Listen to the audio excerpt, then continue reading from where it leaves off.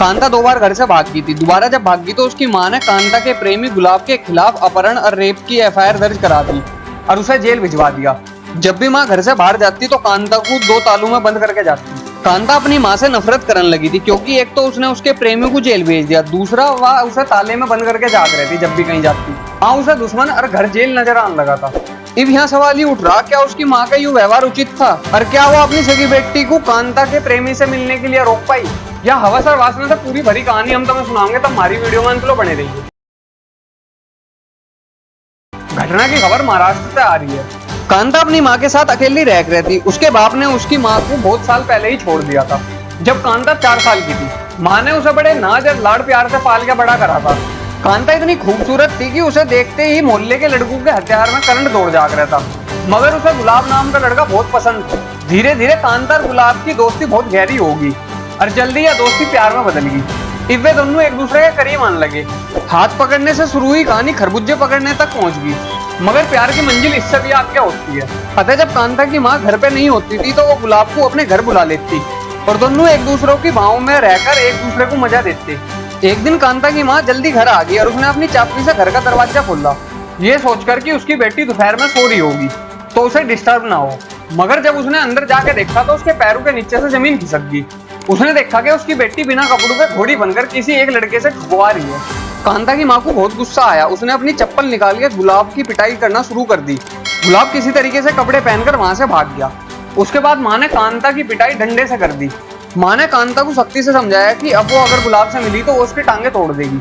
मगर कम उम्र वालों को ये बंधन समझ में नहीं आते। अब गुलाब उसके घर नहीं आ सकता था क्योंकि उसकी माँ जब भी बाहर जाती तो वो आस पड़ोस में कह के जाती कि जो भी घर में आ जाए उस पर नजर रखना।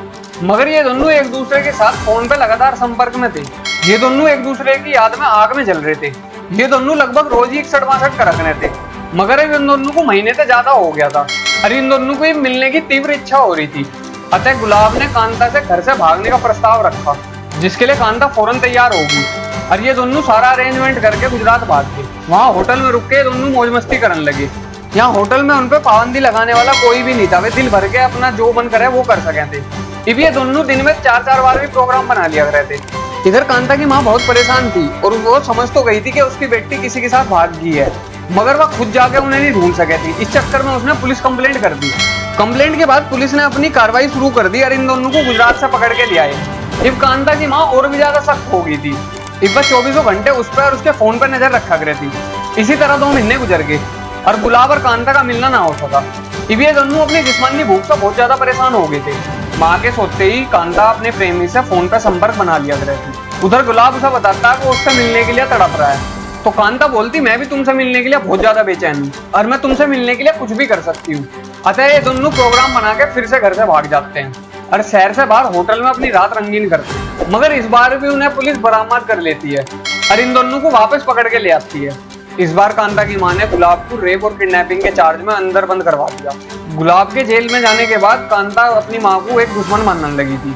कांता जवानी के जोश में अंधी हो गई, या भी भूल गई थी कि उसकी माँ ने उसे अकेले ही बड़े लाड प्यार से पाला है। अगर कांता की माँ उसे गुलाब से मिलने के लिए मना करती है तो उसमें उसी का फायदा है। उसकी माँ ने उसे समझाया कि हमारे समाज में लड़कियां शादी से पहले किसी गैर मर्द से संबंध नहीं बनाती और अगर कोई लड़की शादी से पहले किसी लड़के के साथ संबंध बनाती है तो वो अच्छी बात नहीं होती। कांता की माँ पर मोहल्ले वाले इसी बात पर ताना कस दिया करते थे।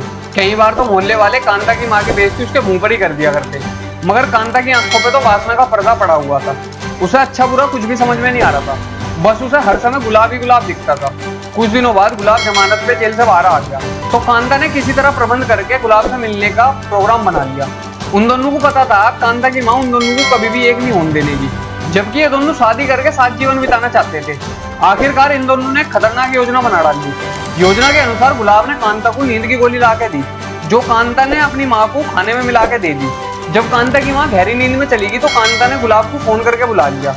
दोनों ने सोती हुई माँ को उसके मुंह पे तकिया रख के मार दिया और वह कहीं जिंदा ना बच जाए इसलिए उन्होंने उसके पेट पे चप्पू से वार भी कर दिए और उन्होंने बुढ़िया की लाश को कंबल में लपेट के बेड के नीचे रख दिया और फिर गुलाब वहां से चला गया। कांता अगले दिन अपने जीत का जश्न मनाने के लिए गुलाब के पास चली गई और सारा दिन इन दोनों ने मिलकर मौज मस्ती करी। रात को कांता घर वापस आ गई और आराम से पढ़ के सो गई। सुबह अपने सामान को लेकर कुंडा लगा के हमेशा के लिए गुलाब के साथ कहीं चली गई। एक दिन जब मकान मालिक ने घर में कोई हलचल नहीं देखी तो मकान के अंदर चला गया। और कांता की मां की लाश के पास खून जमा देखकर उसने पुलिस को तुरंत फोन कर दिया। पुलिस आई तो पुलिस ने पूरी तहकीकात करी। जब पुलिस को पता चला कि मरने वाले की बेटी कांता कई दिनों से लापता है तो वो तुरंत समझ गए थे अब कुछ इसमें दाल में गड़बड़ है।